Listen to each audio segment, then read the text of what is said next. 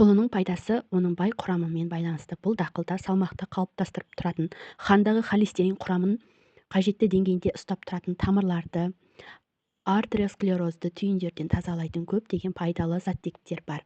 Бұлар В, Г, А, Е, крахмал, көмірсулар, ақуыздар, майлар, ферменттер, амин қышқылдары, минералды тұздар, эфир майы және қант. Сонымен қатар микроэлементтердің бірегей жиынтығында атап өткен жөн. Хром, цин, кремний, калий, мыс, селен, бор, йод, калий, титан, марганец. Бірақ бәрінен де сұлының құрамында ас қорытуда және зат алмасуға қатысатын пантотенті қышқыл көп. Бұл қышқыл диеталық өнім болып саналғанымен айтарлықтай құнарлы. 100 грамм өнімде 300 калория бар. Сұлы дәнінің құрамы крахмал 60%-ға дейін, ақуыз 14%-ға дейін, майлар 9%-ға дейін. Сұлының пайдалы қасиеттерімен қарсы көрсетілімдері. Сұлы бүкіл ағзаны жалпы нығайтатын қасиетке ие. Оның құрамында дәрумендер мен минералдардың үлкен тобы бар. А, Е дәрумендері шаш пен тырнақтың өсуіне, саулығына, терінің серпінділігіне пайдалы болса, В және Г дәрумендері жүйке жүйесінің дұрыс жұмыс істеуіне әсер етеді. Асқазан ішек жолдарына оң ықпал етеді. Күрделі көмірсуларды глюкозаға айналдырады. Қан құрамындағы қант деңгейін азайтады. Сондықтан сұлыны қант диабетіне шалдыққан адамдардың тұтынғаны жөн. Сұлының пайдалы қасиеттерінің бірі ол организмдегі артық сұйықтықты шығарады. Ісінулермен қоса зиянды заттарды да шығарады. Бұл жағынан сұлыны ұзақ емнен кейін пайдаланған жақсы. Сонымен қатар ол несеп тас ауруларымен де күресуге көмектеседі. Холестеринді түсіруге әсер етеді. Сұлы асқазан ішек жолының қызметіне оң әсер етеді. Тыныштандырады, бүкіл ас қорыту жүйесін қалыпқа келтіреді. Сұлының ішекке пайдасы ол іш қатумен күреседі. Жүйке жүйесін нығайтады, күйзеліс кезінде көмектеседі. Сұлының суы мен тұнбасы ыстықты түсіретін, терлететін қасиетке ие. Сұлы бауырға өте пайдалы. Белгілі болғандай, бауыр біздің қан түзу мүшеміз. Онда бүкіл токсиндер мен шлактар жиналады. Бауырымызды тазалай отырып, біз ағзамызға жаңа күш береміз. Сұлы ағзаның ауруға төтеп беру қабілетін арттырады.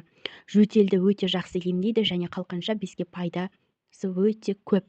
Сұлы дәндерінде құрамы бойынша бұлшық ет ақуыздарына жақын амин қышқылдары бар. Сұлының құрамында пайдалы ферменттер мен органикалық қосындылар бар. Бірақ сұлының пайдалы қасиеттерімен қоса қарсы көрсетілімдерінің де бар екенін білген жөн. Қарсы көрсетілімдері: сұлыны өт жолы ауруларында, бүйрек жеткіліксіздігінде байқап қолданған жөн. Әрқашан емдеуші дәрігермен кеңескен және өзіңізге қатысты ерекшеліктерді нақтылап алған жөн. Сұлыны ағзаның жеке қабылдамауы.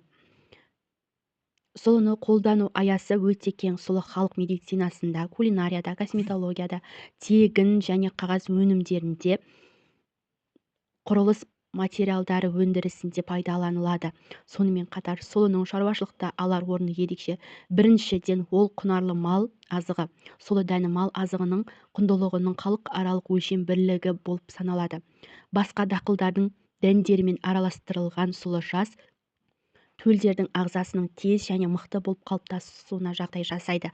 Сұлы қосылған концентрантты азық құс шаруашылығында кеңінен қолданылады.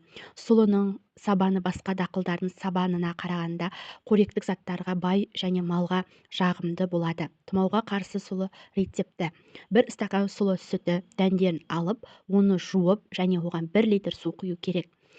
Түнгі қалдырып, таңертең бастапқы кездегі сұйықтығын жарты қалқанша оны отқа қоямыз. Сүзіп дайын қайнатпаны 1 күнде жылы күйінде ішу керек. Сонымен қоса 2 стакан айранды алдын ала үгітіліп араластырылған 5 дана сарымсақпен күні бойы ішеміз. Құрғақ жөтелге қарсы сұлы сүті: сұлыдан сүт қайнатпасын әзірлеу үшін қауызымен бірге 1 стакан сұлы керек. Оны алдын ала жуып кастрөлге, үстіне 1 литр сүт құямыз. Оны 2-3 сағат бойы әлсіз отта бұқтырамыз. Осы уақыт арасында сүт сарғаюы мүмкін. Бұл қалыпты реакция. Бұдан соң қайнатпа сүзіліп, оған сары май, 50 грамм майға 1 стакан сүт және бал, 1 ас қасық бал 1 стакан сүтке қосылады. Барлығын жақсылап араластырамыз. Қайнатпаны күні бойы жарты стаканнан тәулігіне 6 ретке дейін қабылдайды. Бірақ міндетті түрде бұл сұйықтықтардың 1 стаканын қабылдау керек. Май мен балды қалауыңша каналға тіркеліп лайк баса өтіңіз.